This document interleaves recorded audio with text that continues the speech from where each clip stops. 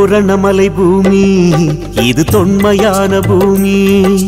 வேலவன் வந்து ஆலயம் கொண்ட விந்தையான பூமி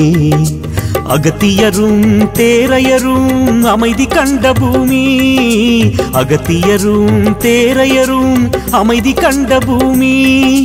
நலம் பலவும் நாடுவோர்க்கு நன்மை செய்யும் பூமி இது சித்தர் வாழும் பூமி பூரணமலைக்கு வாருங்க துன்பம் எல்லாம் தீருங்க சித்தரின் அருளை நாடுங்க சிந்தை குளிர வாழுங்க